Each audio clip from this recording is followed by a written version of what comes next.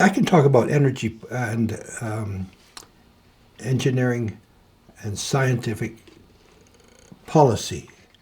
In other words, what's going to happen in this country is highly dependent upon what universities do and what the government does, particularly federal government.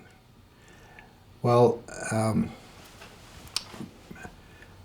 I had organized these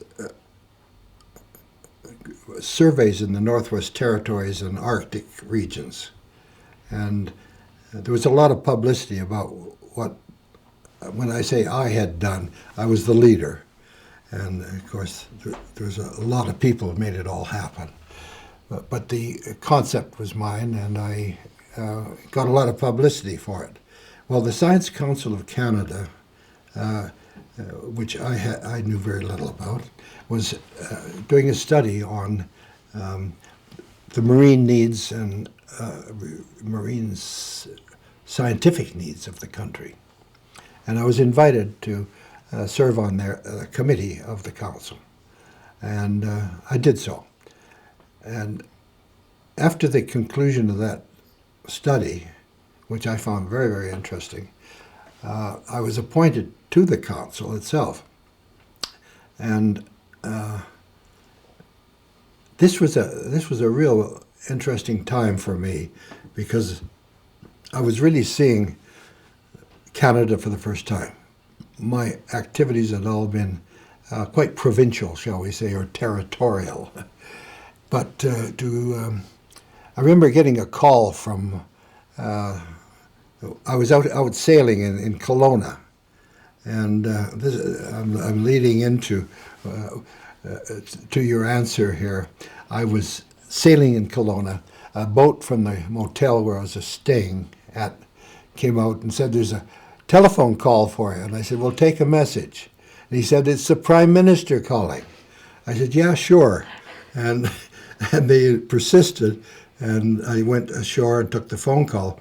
Well, it wasn't the Prime Minister, it was the Prime Minister's office. But the Prime Minister's office had called and asked if I would serve on the Science Council of Canada. And I hesitated to to ask anything about it, because I should have known. But anyhow, I did go down and joined the council on a 3-year term appointment. And 3 years later, I became the vice chairman of the Science Council of Canada, sitting around a long table with the eminent scientists and leaders in universities, government, and industry, with my little BSc. And of course, most of these people were in high places that had a great deal of knowledge and experience. But did I learn? Now, this was really going to school, to know these people, and I got to know them quite personally. And when I needed help on some item, I would call them, and I was always welcomed. And what I discovered, this is an important point for young people, I think.